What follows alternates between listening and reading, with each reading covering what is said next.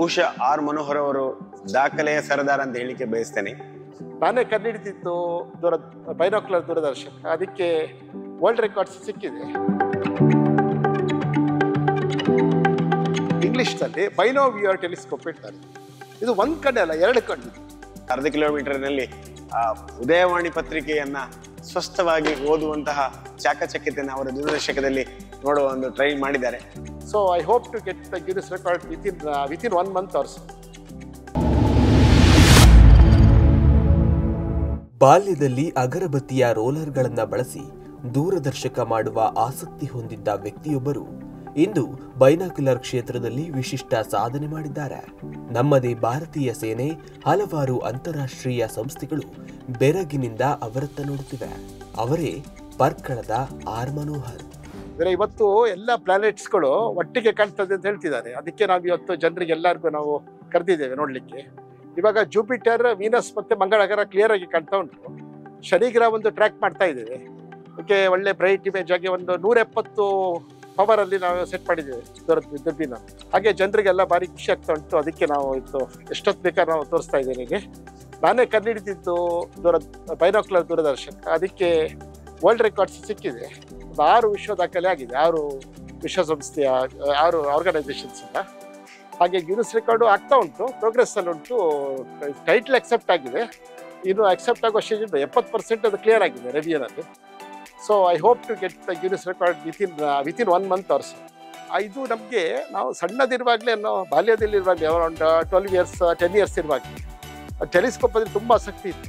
ಅಂದರೆ ನಾವು ಇವಾಗ ಕಮರ್ಷಿಯಲ್ ಕೆಲವು ನೋಡಿದ್ದೇವೆ ರೆಡಿಮೇಡ್ ಟೆಲಿಸ್ಕೋಪ್, ಅದಕ್ಕಿಂತ ಒಳ್ಳೆ ಕಾಣಬೇಕಂತ ನಾನು ಅದೇನು ಮಾಡ್ತಾ ಇದ್ದೆ ಅಂದರೆ ಎಲ್ಲ ಲೆನ್ಸ್ ಎಲ್ಲ ಬಿಚ್ತಾ ಇದ್ದೆ, ಟೆಕ್ಸ್ಟ್ ಬುಕ್ ಪಠ್ಯಪುಸ್ತಕ ನೋಡ್ತಾ ಇದ್ದೆ ಹೇಗೆ ವರ್ಕ್ ಆಗ್ತದೆ ಅಂತ.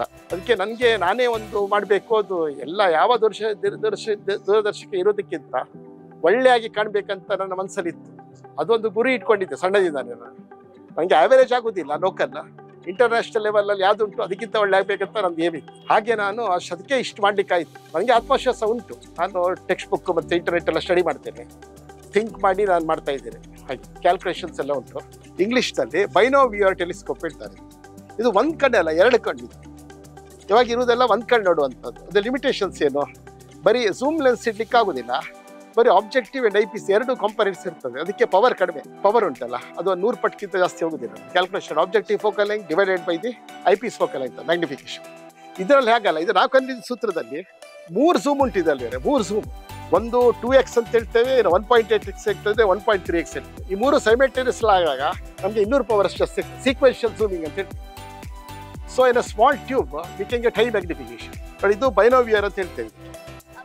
ಈ ಪಾರ್ಟ್ ನೋಡಿ ಇದು ತೆಗಿಬಹುದು ನೋಡಿ, ಬೈನೋವಿಯರ್ ಇದು ಸಿಗ್ತದೆ ಫಾರಿನಲ್ಲಿ. ಇದು ಇದು ಇದು ಏನು ಗೊತ್ತುಂಟ, ನಾವು ನಾರ್ಮಲ್ ದೂರದರ್ಶಕ ಸುಮ್ಮನೆ ಒಂದು ಬೂತ್ ಕಂಡು ಇಟ್ಟರೆ ಉಲ್ಟಾ ಕಾಣ್ತದೆ, ನಮಗೆ ಸ್ಟ್ರೈಟ್ ಕಾಣಬೇಕಲ್ಲ.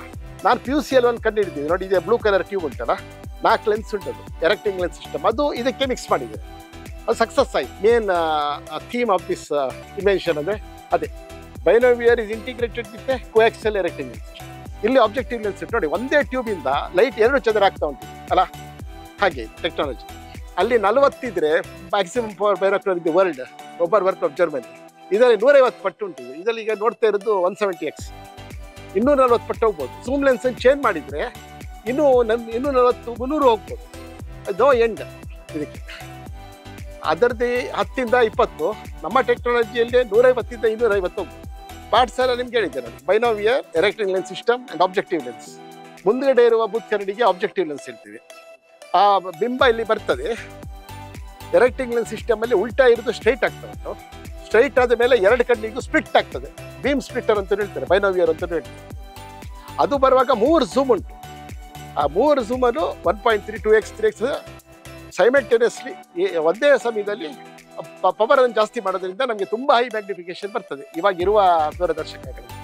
ಯಾಕಂದರೆ ಇವಾಗಿರೋ ಬೈನಾಕ್ಯುಲರಲ್ಲಿ ಝೂಮ್ ಲೆನ್ಸ್ ಇಡ್ಲಿಕ್ಕೆ ಆಗೋದಿಲ್ಲ ಒಳಗಡೆ.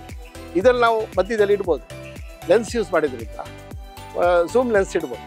ಅದಕ್ಕೆ ನಮಗೆ ಹಳೆ ಟೆಕ್ನಾಲಜಿಯಲ್ಲಿ ಜಾಸ್ತಿ ಪವರ್ ಆಗೋದಿಲ್ಲ. ಇದರಲ್ಲಿ ನಮ್ಮ ಇದು ನೋಡಲಿಕ್ಕೆಲ್ಲ ಭಾರಿ ಒಳ್ಳೆಯದು, ಚಂದ್ರನ ಮತ್ತು ಗ್ರಹ ನೋಡಲಿಕ್ಕೆ. ಯಾಕಂದರೆ ದೊಡ್ಡ ಬಾಲ್ ಆಗಿ ಕಾಣ್ತದಲ್ಲ, ಜಾಸ್ತಿ ನಾವು ಏನೇನು ಉಂಟು ಎಲ್ಲ ಕ್ಲಿಯರ್ ಆಗಿ ನೋಡ್ಬೋದು, ಡೀಟೇಲ್ಡ್ ಆಗಿ. ನಾನು 40 years ಇಂದ ರಿಸರ್ಚ್ ಮಾಡ್ತಾ ಇದ್ದೇನೆ. ಒಂದು ವರ್ಷ ಆಯ್ತು ಅಷ್ಟೇ. So compounded magnification main advantage of this technology. over the existing technology, where zoom lens cannot be used to increase the magnification due to technical limitations.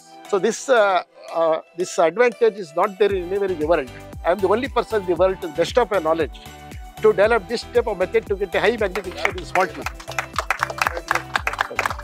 ಬಹುಶಃ ಆರ್ ಮನೋಹರ್ ಅವರು ದಾಖಲೆಯ ಸರದಾರ ಅಂತ ಹೇಳಿಕೆ ಬಯಸ್ತೇನೆ. 6 ದೇಶಗಳ ಒಂದು ಪ್ರಶಸ್ತಿ ಅವರಿಗೆ ಬಂದಿದೆ, ಇಂಟರ್ನ್ಯಾಷನಲ್ ಅವಾರ್ಡ್ ಬಂದಿದೆ. ಅಮೆರಿಕ ಇರ್ಬೋದು, ಲಂಡನ್ ಇರ್ಬೋದು, ಅನೇಕ ದೇಶಗಳ ಅದೇ ರೀತಿ ಇಂಟರ್ನ್ಯಾಷನಲ್ ಅವಾರ್ಡ್ ಅವರ ಒಂದು ದೂರದರ್ಶಕಕ್ಕೆ ಆವಿಷ್ಕಾರ ಮಾಡಿದ ದೂರದರ್ಶಕಕ್ಕೆ ಬಂದಿದೆ. ಬಹುಶಃ ಅವರ ಸಾಧನೆಗೆ ಅಂತಾರಾಷ್ಟ್ರೀಯ ಮಟ್ಟದಲ್ಲಿ ಪ್ರಶಸ್ತಿ ಬಂದಿರೋದು ಸ್ವಾಗತ. ಇನ್ನೇನು ಕೆಲವೇ ಕ್ಷಣದಲ್ಲಿ, ಇನ್ನೊಂದು 2-3 ವಾರದಲ್ಲಿ ಗಿನ್ನಿಸ್ ರೆಕಾರ್ಡ್ ಕೂಡ ಅವರ ಕೈ ಸೇರುವ ಸಾಧ್ಯತೆ ಇದೆ ಅಂತ ಮಾಹಿತಿ ಬಂದಿದೆ. ಒಟ್ಟಿನಲ್ಲಿ ಹೇಳ್ಬೇಕಾದ್ರೆ ಅವರ ಸಾಧನೆಗೆ 30-40 ವರ್ಷದಿಂದ ಅವರು ಶ್ರಮ ಪಟ್ಟದಕ್ಕೆ ಇದೊಂದು ಪ್ರತಿಫಲ ಅಂತ ಹೇಳ್ಬೋದು. ಅದೇ ರೀತಿಯಲ್ಲಿ ಅವರ ಒಂದು ದೂರದರ್ಶಕಕ್ಕೆ ರಾಷ್ಟ್ರೀಯ ಮನ್ನಣೆ ಅಂತ ಹೇಳಿದ್ರೆ ಮಿಲಿಟರಿ ಅವರು ಕೂಡ ಬಂದು ಇದು ಮಾಡ್ಕೊಂಡು ಹೋಗಿದ್ದಾರೆ, ಯಾಕಂದ್ರೆ ನೋಡ್ಕೊಂಡು ಹೋಗಿದ್ದಾರೆ. ಅದರಲ್ಲಿ ಕೂಡ ಆರ್ಡರ್ ಕೊಟ್ಟಿದ್ದಾರೆ. ಅದೇ ರೀತಿಯಲ್ಲಿ ಅಯೋಧ್ಯೆ ಶ್ರೀರಾಮ ಜನ್ಮಭೂಮಿಯಲ್ಲಿ ಸೆಕ್ಯೂರಿಟಿ ಪರ್ಪಸ್ಗೆ ಸುಮಾರು 50 ಟೆಲಿಸ್ಕೋಪ್ ಅನ್ನ ಈಗಾಗಲೇ 25 ರವಾನಿಸಿದ್ದಾರೆ. 50 ಟೆಲಿಸ್ಕೋಪ್ನ ಆರ್ಡರ್ ಕೂಡ ಬಂದಿದೆ. ಇದು ಒಂದು ಸಂತಸದ ಬೆಳವಣಿಗೆ. ಯಾಕಂತ ಹೇಳಿದ್ರೆ ಸೆಕ್ಯೂರಿಟಿ ಪರ್ಪಸ್ಗೆ ಕೂಡ ಆರ್ಡರ್ ಸಿಕ್ಕಿರುವುದು ಬಹಳ ಸಂತೋಷದ ಅಂತ ಹೇಳ್ಬೋದು. ಮುಂದಿನ ದಿನಗಳಲ್ಲಿ ಸುಮಾರು ಒಂದು 1/2 ಕಿಲೋಮೀಟರ್, 500 ಮೀಟರ್ ಅಂತ 1/2 ಕಿಲೋಮೀಟರ್ನಲ್ಲಿ ಉದಯವಾಣಿ ಪತ್ರಿಕೆಯನ್ನ ಸ್ವಸ್ಥವಾಗಿ ಓದುವಂತಹ ಒಂದು ಚಾಕಚಕ್ಯತೆಯನ್ನು ಅವರ ದೂರದರ್ಶಕದಲ್ಲಿ ನೋಡುವ ಒಂದು ಟ್ರೈ ಮಾಡಿದ್ದಾರೆ. ಅದಕ್ಕೆ ಕೂಡ ಆರ್ಡರ್ ಬಂದಿದೆ. ಅದನ್ನು ಕೂಡ ಅವರು ಸಂಶೋಧನೆಯಲ್ಲಿ ಮಾಡ್ತಾ ಇದ್ದಾರೆ. ಅಷ್ಟು ದೂರದಲ್ಲಿ ಪತ್ರಿಕೆಯನ್ನ ಓದುವಂತಹ ಒಂದು ಟ್ಯಾಲೆಂಟ್ ಅನ್ನ ಅವ್ರು ಮಾಡ್ತಾ ಇದ್ದಾರೆ. ಅದಕ್ಕೆ ಕೂಡ ನಾನು ಈ ಮೂಲಕ ಶುಭ ಹಾರೈಸ್ತೇನೆ. ನಮಸ್ಕಾರ, ನನ್ನ ಹೆಸರು ರೂಪಾ ಭಟ್ ಅಂತ ಹೇಳಿ, ಮಣಿಪಾಲ್ PU ಕಾಲೇಜಲ್ಲಿ ಪ್ರಿನ್ಸಿಪಾಲ್ ಆಗಿದ್ದೇನೆ. ಶ್ರೀಯುತ ಮನೋಹರ್ ಅವರು MIT ನಮ್ಮ ಕ್ಯಾಂಪಸ್ನಲ್ಲಿ ಇದ್ದವರಾಗಿದ್ದರು. ಅವರಿಗೆ ಸಾಕಷ್ಟು ಪೇಟೆಂಟ್ಗಳು ಸಿಕ್ಕಿವೆ. ಇದು ನೇರವಾಗಿರುವಂತ ಬಳಸುವಂತ ಒಂದು ಟೆಲಿಸ್ಕೋಪ್, ಬೇರೆ ಕಡೆಗೆಲ್ಲ ಇರುವಂತದ್ದು ಇನ್ವರ್ಟೆಡ್ ಆಗಿ ಕಾಣುವಂಥದ್ದು. ಇದು 2 ಕಣ್ಣುಗಳನ್ನ ಬಳಸಿಕೊಂಡು ನಾವು 2 ಕಣ್ಣಿನ ಹತ್ರ ನೋಡ್ಲಿಕ್ಕೆ ಆಗ್ತದೆ. ಹಾಗಾಗಿ ಅವರಿಗೆ ಒಳ್ಳೇದಾಗ್ಲಿ ಅಂತ ಕೇಳ್ಕೊಳ್ತಾ, ಹಾಗೆ ಅದರ ಜೊತೆಗೆ ಅಂತಹ ಒಬ್ಬ ಹವ್ಯಾಸಿಗಳಿಗೆ ಸಾಕಷ್ಟು ಒಂದು ಪ್ರೋತ್ಸಾಹ ನಮ್ಮ ಸಮಾಜದಿಂದ ಬೇಕಾಗಿದೆ.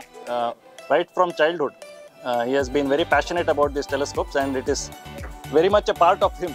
ಅವರನ್ನು ಸಿಕ್ಕಿದ್ರೆ ಅದರ ಬಗ್ಗೆ ಮಾತ್ರ ಮಾತಾಡೋದು, ಅಷ್ಟೊಂದು ಅದರದ್ದು ಕುತೂಹಲ, ಅಷ್ಟು ಪ್ಯಾಷನ್ ಇದೆ. So we are lucky to have the opportunity to see this thanks to his enthusiasm.